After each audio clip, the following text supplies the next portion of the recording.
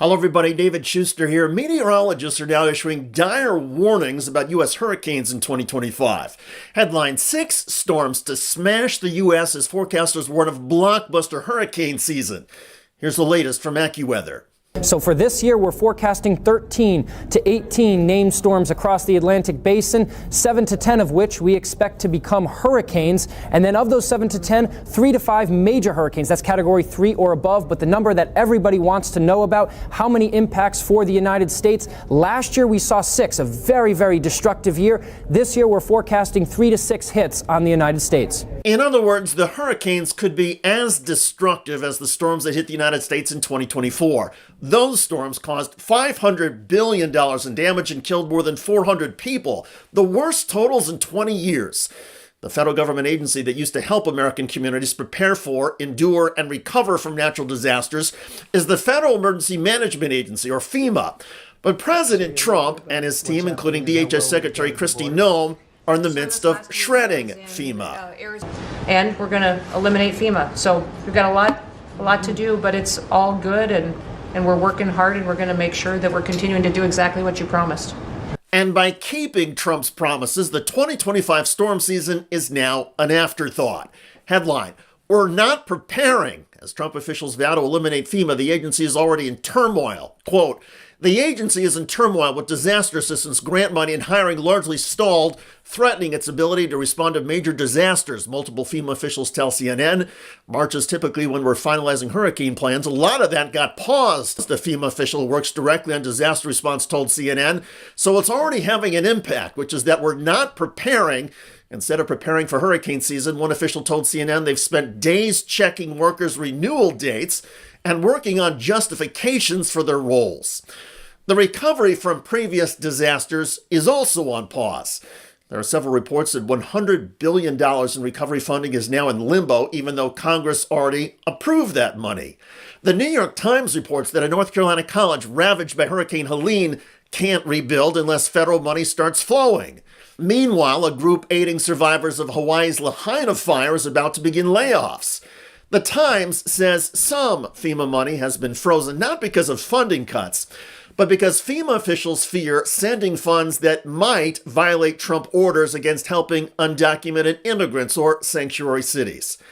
And it all gets even worse, because the Trump administration is cutting America's weather forecasting capacity. The scientists and meteorologists who used to give us precise notice about where, when, and how a storm will hit, well, those forecasters are being terminated, and the cuts come on top of this. Government watchdog report in 2022 found the agency was understaffed by 35%. Also among FEMA's layoffs, Marine Corps veteran and father of 3, John Whippler. I'm sure there are some things that do need to be cut down and removed, but does everything need to be? Under fire for its response to Hurricane Helene last year, FEMA drew backlash from President Trump. And FEMA's turned out to be a disaster. And I think we're going to recommend that FEMA go away. And we pay directly, we pay a percentage to the state.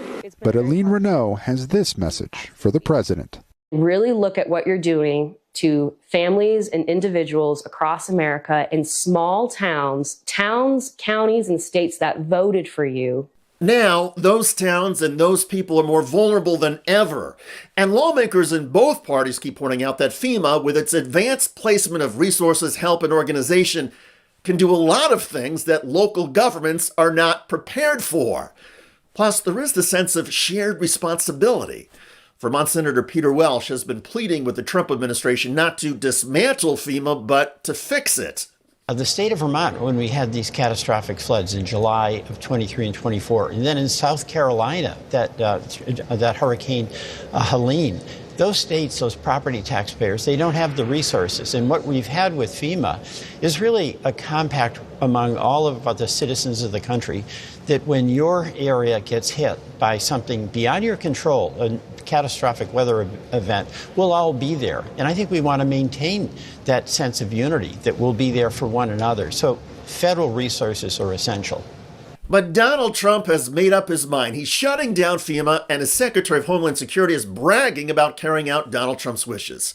And so with literal wildfire and hurricane seasons on the way, it's the Federal Emergency Management Agency that is the disaster. And people who face the wrath of Mother Nature, they are going to be on their own. Now, you might think that this kind of change would be of some concern to members of Congress, but the Republicans in charge of the House and the Senate have decided not to examine or review Donald Trump's government restructuring. Instead, the GOP-led House is currently focused on walk-in refrigerator efficiency standards. While our economy is in crisis, while groceries and housing are at an all-time high, while our veterans and our firefighters and our teachers are being illegally fired, while Elon Musk is dismantling the U.S. Department of Education, and while the Secretary of Defense is trying to cover up the most incompetent national security leak I have ever heard of in my life, the Republicans in the House are trying to save the American people from the scourge of walk-in cooler and refrigeration efficiency standards. That's right. We are here wasting precious debate time on the U.S. House of Representatives floor debating dismantling efficiency standards for walk-in refrigerators. How out of touch are you with the American people? Like, literally, I know you're not holding town halls and meeting with your constituents anymore, but you think that the American people voted for you to waste our time on refrigeration standards? That's what you think you were elected to do? Literally, how out of touch are you? Because no American voted. No American, I don't care where you are on the ideological spectrum, you did not vote for this. This is ridiculous, it's preposterous, and it's just stupid. But stupid is how the Trump administration and the Republicans in Congress keep rolling. The find-out phase from their abdication of federal disaster relief is coming soon. The forecast is horrifying.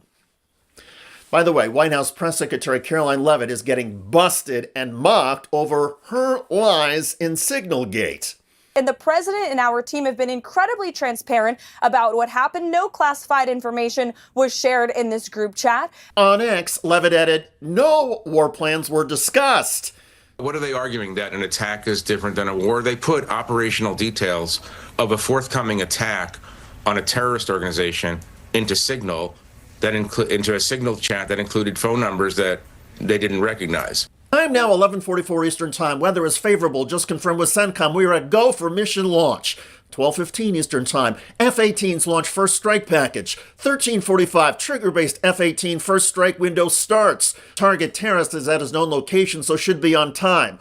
Also, strike drones launch. 14:10 more F-18s launch. Everybody out there has had a contact where it was said one person and then a different phone number. But you've never talked to him before, so how's the number on your phone? I mean, I'm not an expert in any of this, but it's just curious. How's the number on your phone? Well, if you have somebody else's contact and then then somehow it gets sucked in. someone sent you that it gets contact. sucked in. And the American people should be grateful to these individuals, and especially to President Trump, for putting together such a competent and highly qualified team. Check out that video at the link below. It generated a lot of comments on YouTube. One of the most popular is from Doc, who wrote, "Perfect stooge for a stooge president." I hear you. I look forward to reading your comments about Donald Trump decimating FEMA, as the latest forecasts predict this next hurricane season will be the worst in the United States in 20 years. I'm David Schuster. Thanks for joining us.